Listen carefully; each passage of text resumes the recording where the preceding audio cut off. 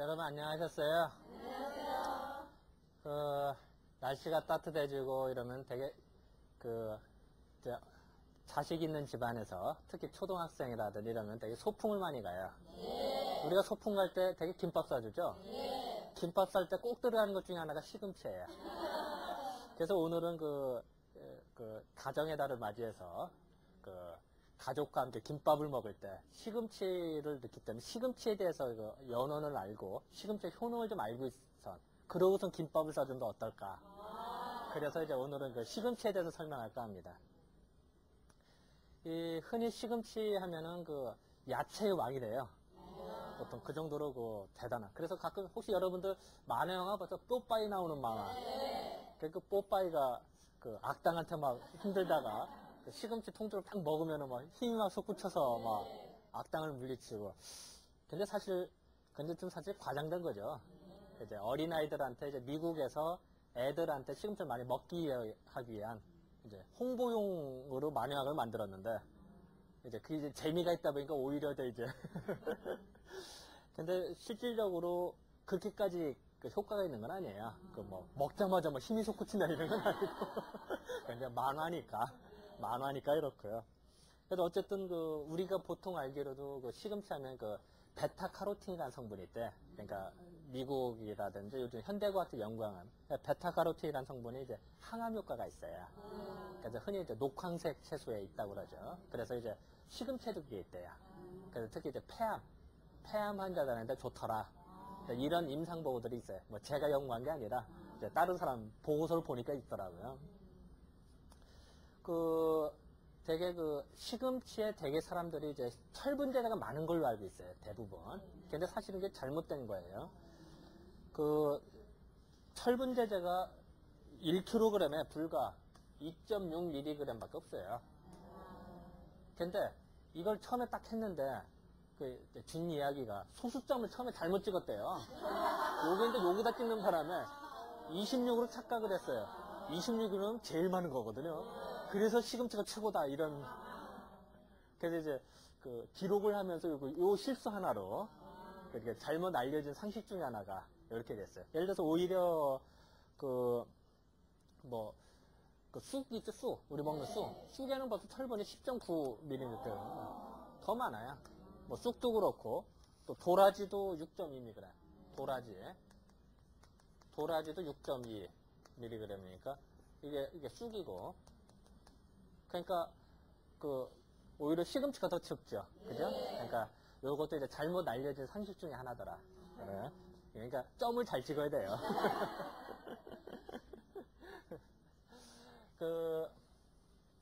이 시금치는 원래 동양의 원산지가 아니에요. 시금치는 원래 원산지가 지금 러시아 남부 지역 코카서스 지역이 있대요. 저는 아직 안 가봤습니다만 그런 지역이 거기가 원산지래요. 그러다 보니까 예전에 지금의 페르시아 지역 있죠. 그러니까 이란 지역 거기에 있어서 많이 재배를 했대요. 거기가 가깝거든요. 러시아 남부 쪽하고. 그러다 보니까 참 재밌는 것이요. 그것이 예전 기록을 보니까 당나라 때 기록을 봤더니, 예전에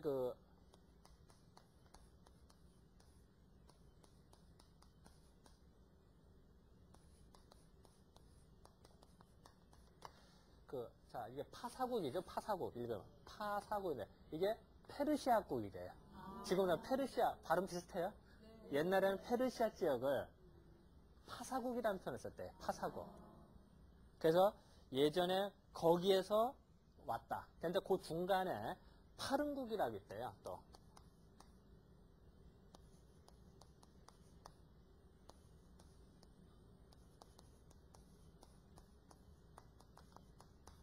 요 파사국 바로 앞에 파른국이 있는데, 그러니까 파른국은 이란하고 중국하고 중간이 되겠죠.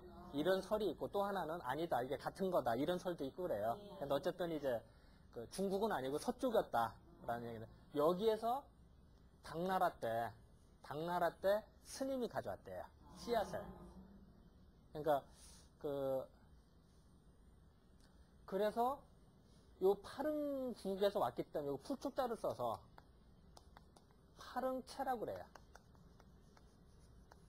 파릉채. 그러니까 파릉국에서 온 채소라는 뜻에서 그 파릉채.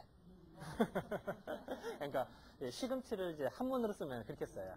그러니까 이걸 보고도 아하, 시금치는 동양계 아니고 서양, 특히 이제 중동 쪽 페르시아 쪽에서 넘어왔구나. 이걸 이제 이름을 통해서 벌써 알 수가 있는 거죠. 그러니까 이런 게 이제 하나 이제 특징이 좀 되고요. 요게 이제 당나라 때니까 그 지금 우리나라 치면 이제 통일신라 시대 때 이때가 되겠죠, 그죠? 그러니까 우리 이제 현재 우리나라에서는 언제부터 시금치를 먹었을까? 이런 거는 정확한 기록은 없어요, 현재. 없지만 이제 추측하건대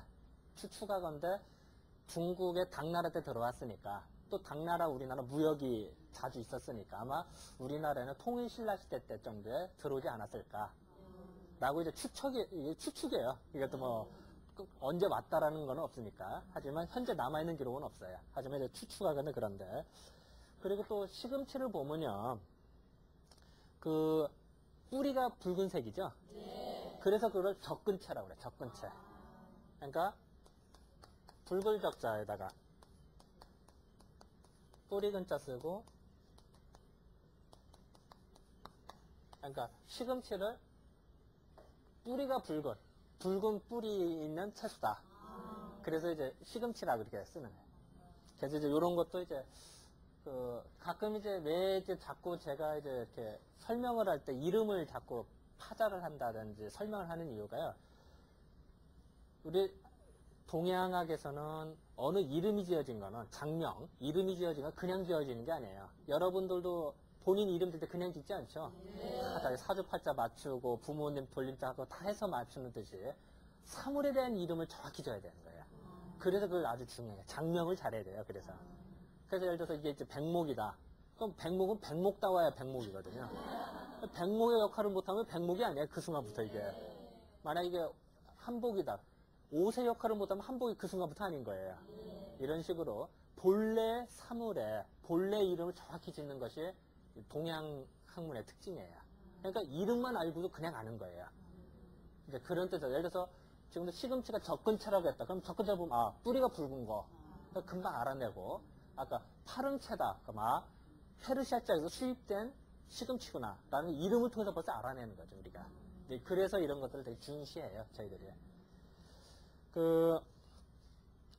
우리 보면은 예전에 이렇게 아까 통일신라 시대 때 도입됐을 거라고 그랬죠. 근데 그 당시에 고려 말 때 최초의 사전이 뭐냐면 중국어 회화 사전이 있었어요 우리나라에.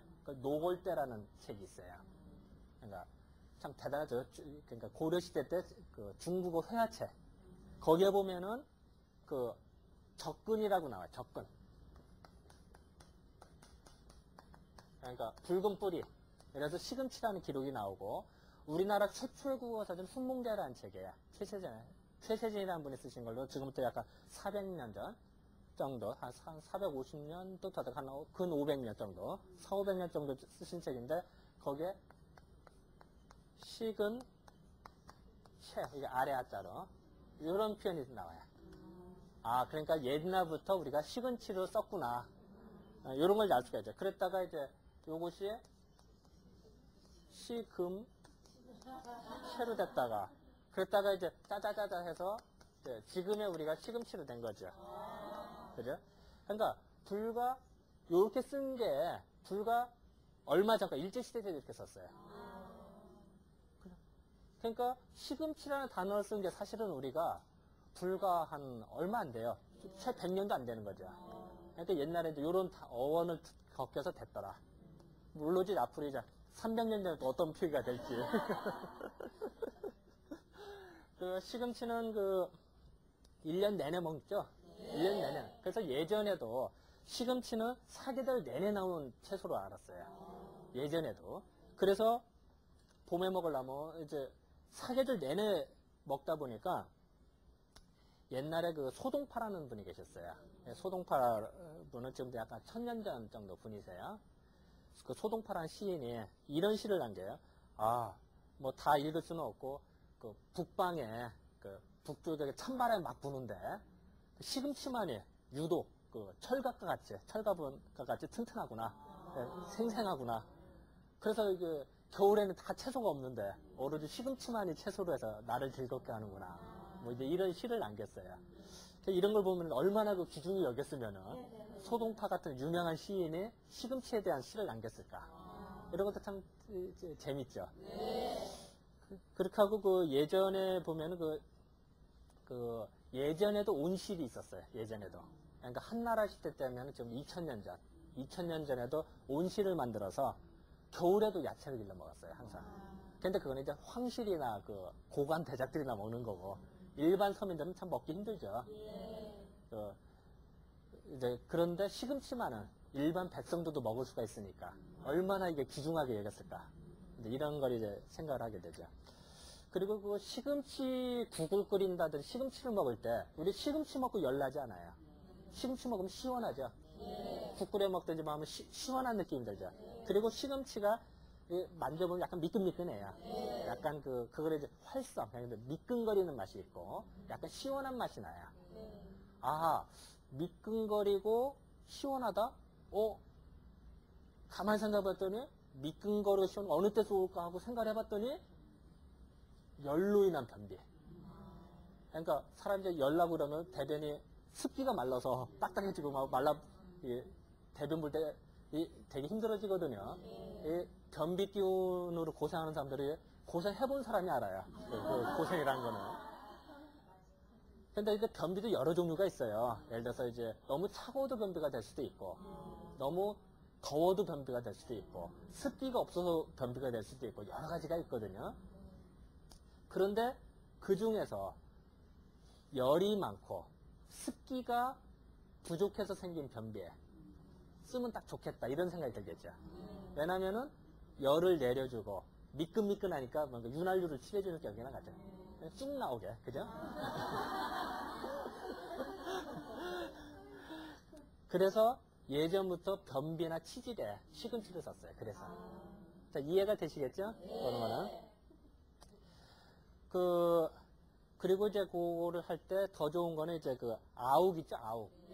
이 아욱도 되게 매끈매끈해요. 그죠? 그래서 시금치를 먹을 때 아욱도 같이 먹어서 변비를 치료했다. 이제 이런 기록들이 나와요. 그러니까 이제 식이요법으로 벌써 변비 치료하는 방법 중에 이런 이제 기록들이 막 이제 나오죠. 이제 아까 이제 제가 시금치가 약간 열을 내려준다고 그랬죠? 그러다 보니까 우리가 술 먹으면 열이 나요? 아니면 열이 떨어져요? 술 먹는 사람들이 우리가 이렇게 술 취했다고 그러지. 술 취하면서 나 이렇게 술 취했어 이런 사람 없죠? 술 먹으면 열이 뻗쳐요. 그리고 이제 술이 여기까지 올라와. 그때 술을 먹고 그래 좀 고생하고 이러죠. 그래서 사람들은 이제 술은 적당히 먹어야 되는 건데 이 술을 먹다 보면 우리가 그 열 때문에 술 먹으면 열도 나고 옷도 막 벗게 되고 열 뻗치거든요. 그런 화기가 간으로 모여요. 그래서 주독이 쌓인다고 그래요. 우리가 흔히 술독이라고 그러죠. 주독. 이 주독이 이 간 쪽으로 이게 다 몰려요. 그래서 이게 기운이 뻗쳐 위로. 근데 그거를 풀어줘요. 시금치가. 그러니까 만약 여러분들 그 남편분이 어제 과음을 하셨다. 그럼 이제 다음 날 이제 반찬 중에 시금치를 주면 저절로 주독이 풀려나가는 거예요. 이제 그래서 엉뚱한 걸 또 준다든지 이러면 이제 곤란하겠죠. 그래서 그 주독과 열독을 풀어주는 걸로 이제 예전에 인식을 했다라고 말씀을 드릴 것 같고요. 그러니까 이제 또 당연히 열을 내려주면 갈증도 없어지겠죠. 그러니까 예전에 기록 보면 이제 그 기의 순환이 막히면 혈맥이 막히면서 갈증이 나오기가 쉽거든요. 그러니까 그거를 풀어줘요. 그리고 더 나아가서 예전 기록 보면 이제 소갈증이라고 그래서요. 그러니까 요즘 현대 보면 당뇨병이라고 합니다만 소갈증은 더 넓은 범위예요. 약간 개념이 약간 더 넓은 범위니까 조금 개념이 약간 틀리죠. 그러니까 당뇨병을 포괄한 넓은 개념으로 생각하시면 됩니다. 소갈병이라고. 그 소갈병에 시금치를 썼다. 이런 기록들이 이제 나오겠죠. 왜냐하면 당뇨병이나 소갈병의 특징이 어떻게 되죠? 입안에 갈증 나는 거죠. 먹어도 갈증.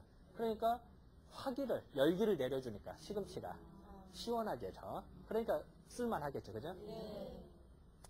그런데 이 시금치는 속이 배가 차가운 사람한테는 좋을까요? 안 좋을까요? 오히려 더 손해보겠죠. 그러니까 남들 좋다고 배 차가운 사람이 나도 더 먹으면 더 손해보는 거예요. 그러니까 이제 그거는 이제 조심해야 될 거예요. 그리고 또한 현대과학적으로도 이 재밌는 게 우리 시금치를 먹을 때 되게 그 나물에 먹을 때 깨소금 몇 개 넣죠? 그럼 또 더 맛있어요. 그 이제 시금치에는 일부 조사에 의하면 이제 수산이라는 성분이에요. 수산. 수산이라고 그래서 수산시장이 아니라 수산이라는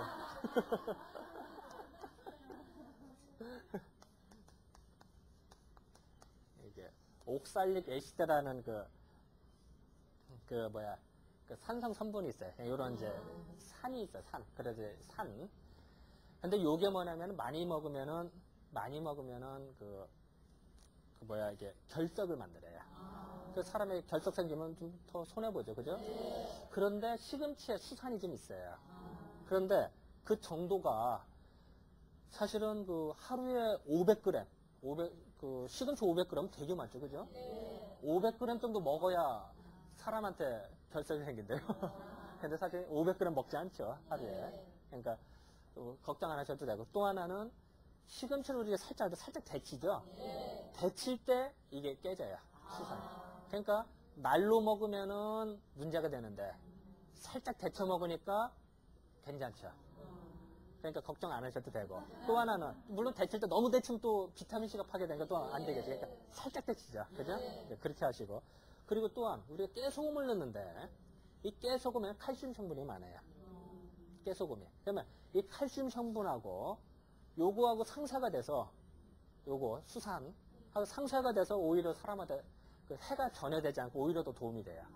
그러니까 우리가 그 시금치 나물에다가 깨소금 넣는 이유가 뭐 맛있으라고 넣는 것도 있습니다만 사실 혹시 있을지도 모르는 결석을 방지하기 위한 이런 지혜가 우리한테 있었던 거죠. 그러니까 그게 이제 현대과학적으로 이렇게 증명이 되는 거예요. 우리의 옛날 지혜들이에요. 그래서 뭐 이제 우리들이 항상 연구하고 공부해야 될 거는 예전의 그 지혜.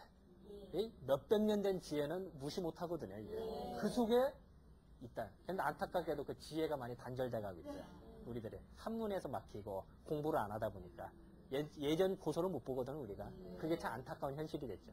그러다 보니까 거꾸로 저희들이 공부를 더해서 이렇게 이제 말씀을 드리는 수밖에 없겠구나. 이렇게 이제 강의를 하게 된 거죠. 자, 이제 오늘은 이렇게 이제 가정의 달을 맞이해서 김밥을 싸면서 시금치의 그 역사와 시금치의 효능을 다시 한번 생각해 보는 기회로 이렇게 한번 잡아봤습니다. 네, 감사합니다.